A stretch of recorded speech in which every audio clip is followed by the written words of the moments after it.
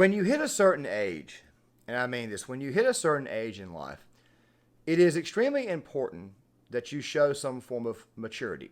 Now, I know that I'm giving some form of obvious sage-like advice, especially before we get in this tape, because this tape was actually broken, I think, on Tuesday evening, Wednesday morning, and it was only Fox News who reported it. Now, I'm showing you guys both the Breitbart and the Breitbart headline that you would see on Instagram, and I'm also showing you the Fox News headline, and I'm kind of going ahead and giving you the story ahead of time, so that way if you guys want to, you can go ahead and read it. But we're going to be discussing this here in a second. Now, before I show you the clip, I just want you to know right now, the unedited clip will be in the description box, as well as a couple of videos that I will be mentioning in this video here. But we need to talk about this because obviously some people, let's just say that they're taking the rhetoric a little bit too far. Now, with that right there being said, let's go ahead and get into this. This story right here, of which I've already previewed, reminds me of a segment on a local radio show that we used to have here in my neck of the woods in eastern North Carolina called The John Boy and Billy Show. And they used to have this little segment called Dumb Crook News. Basically what it is that criminals would get busted doing all kinds of stupid stuff. Like I can recall one particular one where a guy had told somebody or called somebody ahead to let them know that they were on their way to their house to rob them. And to the guy's surprise, the homeowner's surprise, the individual did in fact show up and did try to burglarize his home. Of course, the guy ended up tripping, falling down, breaking his foot while he was trying to leave with the stuff. Cops were called. Guy went to prison. Guy's still in prison today. Just dumb things like that. Then you come across a woman named Karen Ivory, 37 years old, goes inside of a Target, complains that she's got to pay over $1,000. By the way, she probably voted for the individual who has, let's just say, accelerated the inflation. Maybe it was probably $850 3 years ago. I don't know. Just hear me out for a second.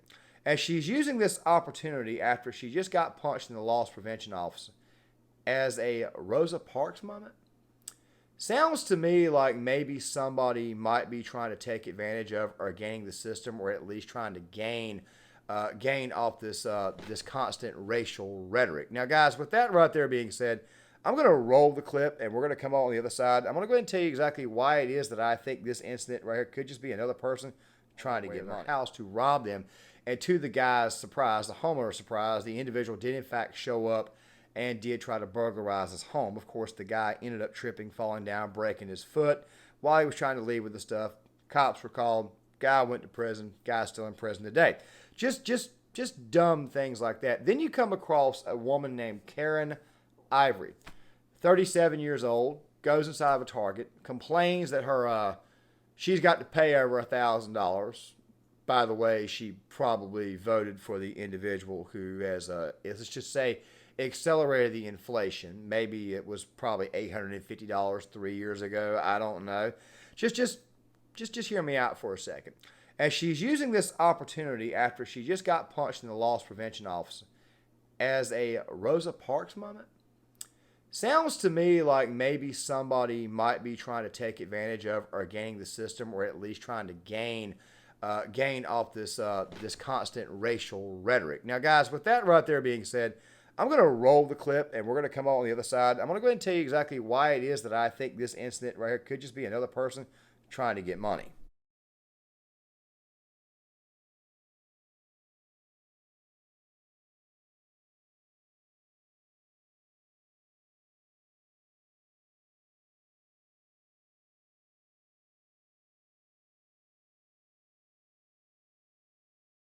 Now, like I said before, I didn't know if I was going to tell you if I said it or not, but I was putting the Claymore watermark over the punch. Now, guys, really quick, from what I saw, and you'll see it in the unedited clip, which will be in the description box. The lady kind of comes towards him, and he just kind of like just goes ahead and just knocks this woman out. Now, I want you guys to know right now, I do not condone under any circumstance hitting a woman. However, I do condone 100% self-defense. I'm not going to comment too much further on that, but what I am going to comment on is this little bit where she says that this right here is my Rosa Parks moment. Now, guys, I did a couple of videos a while back. One of them was over the Chuck E. Cheese ordeal, where the lady was complaining that her kid was not, didn't get the pat on the head, was screaming racism, and they had just hired, I think it was Benjamin Crump, to go out there and to sue Chuck E. Cheese. And then there was the one in Philadelphia, the Sesame Place ordeal, where somebody figured, well, we're going to sue these people because they didn't play with my kids. I'll be also leaving the 2 takes I had on the Scott Adams ordeal. I'll be leaving that in the description box. This description box is going to have a lot of links, a lot of articles, a lot of past videos for you guys. I hope you guys check those out and at least leave a comment on them and tell me exactly what you think is going on. But it feels to me like what people are doing is they're taking advantage of the racial rhetoric so that way they can kind of game the system, they can kind of sue. And obviously Target, which I find very weird because Target is extremely woke, as I'm about to talk about in the Lego video here soon. Yes, it seems to me like maybe it's possible that the woke are eating the woke. If any company goes out of their way to be woke, it's definitely Target with their whole clothing line that is aimed towards a certain community.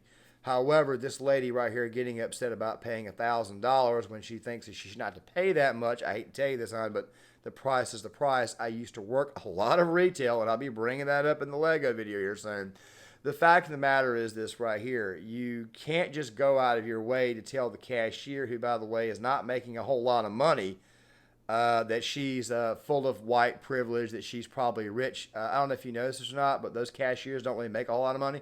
If you work in retail, you may make $15 an hour, but you're probably only working 4 to 6 hours a day and probably only 3 to 4 shifts a week. That's why I keep telling people about the 15-hour hour ordeal. Retailers can always cut your hours, and guess what? It doesn't make a damn, not to mention the fact that even if you were working full-time, with the rate of inflation and everything going up as a result of the minimum wage going up, yeah, you're finding out that $15 an hour isn't exactly worth a damn. So let's just go ahead and get that out of the way now. Fact of the matter is this right here. This right here looks to me like a person who is, in fact, very, very much just trying to game the system. She goes into the loss prevention office. She gestures very, very wildly at the individual. The guy, he friggin' clocks her. He then steps off to the side. He grabs the phone, probably calls the cops, so that way they can come in and sort this entire situation. Now, by the way, those police officer notes, they're going to make a lot of difference if this thing it does, in fact, become a court case.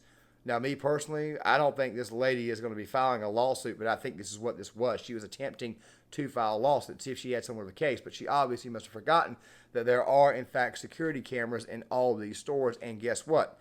The eye in the sky, they see us all. And one more thing, too. Let me ask you guys a serious question. If you are of color, if you're black, and you live in one of these areas, do you think it is best to throw your ideology around with people? And do you honestly think that throwing your ideology around is going to get you anywhere? Do you think that screaming at the young girl working behind the cash register is going to get you anything? I'm just asking you a serious question, because it seems to me like everybody in the whole world is starting to dislike you more and more and more. And it's sad, too, because I'm going to explain at the very end of the video why it is that where it is that I live at, people tend to get along with one another regardless of color, because for the most part, we kind of went through this at a very, very early time in history. And not to mention, I could always show you the photos of the Newark and Boston riots and all that stuff. So it kind of like let you guys know that north of the Mason-Dixon line, racism and stuff was always a lot worse. The fact of the matter is this right here.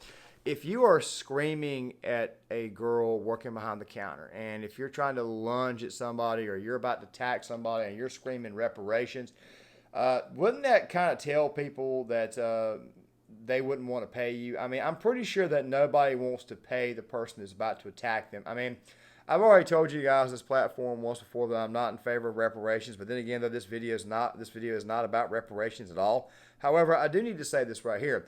As I've mentioned in this segment right here alone, do you think this right here benefits your cause? Screaming and hollering and berating the person, complaining about the price in the place. Do you really and truly believe that this benefits you? Do you really and truly believe that this right here helps out with public opinion when it comes to you? I'm just asking. I mean, it just seems to me that more and more people are starting to dislike you and turn their backs on you because of the way you're acting. Also, one more thing, too. Have you guys stopped to think that maybe it's mostly white liberals who are pointing you in this direction? Would you ask yourself the reason why that is the case? I mean, when I was watching the 2020 George Floyd riots, I just could not help but think to myself that moment in the film South Park. Well, I can't show you that due to copyright reasons. But if you've ever seen the bigger, longer, uncut film, which, by the way, was done back in 1999, and you remember the little scene where in uniform. And I'm pretty sure you guys may be getting the, if you remember that movie, you're probably going to be getting the idea. You're probably going to know where I'm going at with this. You see, it seems to me like white liberals right now are just simply using you as a prop. Now, why the hell would they use you as a prop? Well, I'll let you guys try to figure that out on your own. Which makes me automatically wonder, why in the hell are you doing this? Are you trying to take advantage of the rhetoric? I mean, I know I've kind of said this 3 or 4 times. I know it's kind of like, it's just excessive, kind of like meandering. But the thing is this right here, at some point in time, you're going to have to understand that this right here was just a completely immature move. And if anything, you're the one who looks bad as a result of this. Yeah, there's going to be some people out there who are going to feel bad for you and say, oh man, the guy shouldn't have punched you. But then again, though, hon, you shouldn't have been screaming at the cashier that probably only makes like $8 an hour and probably only works about 20 hours a week. I mean, for all you know, this right here is just a good old-fashioned college girl and she's working her second job. She shouldn't have to deal with this crap. You see, this entire thing, this entire racial rhetoric is making some people extremely mean. Now, I know that I talked about in the Scott Adams videos that I did not believe fully what he said. However, I would argue and still contend to this day that in some areas, he's probably not entirely off, especially seeing how in those videos, I explained that a lot of this was learned and a lot of this was regional to certain areas. Where I live at in the Southeast, we know one another very well. We work with one another, admit there being white people, people of color. People of color, by the way, down here prefer to be called black Americans or good old-fashioned Americans. They don't like the term African Americans, almost like you're separating them from the United States. I mean, why not just call them what they are, which, by the way, is what they prefer to be called, black. If you think that is racist, I have no idea what the hell to tell you. Fact of the matter is we don't have this problem down here. Now, granted, you can make the argument that we have a history of it, but eventually we got over that and moved forward. We go to school with one another, we play with one another, our kids play with one another, we talk to one another, we work to one another, and race is never brought up. But then again, at the same time, though, I can't say that at some point in time it will not happen here, mostly due to these people in big cities and these very, very woke areas. Fact of the matter is, I think this right here, once again, is another one of those situations where somebody's trying to game the system for cash. Guys, John Claymore here. If you like the content, please hit the like button, subscribe, share the video, sign up in the comment section. I would love to hear you guys' thoughts on this, and I'll see you guys later.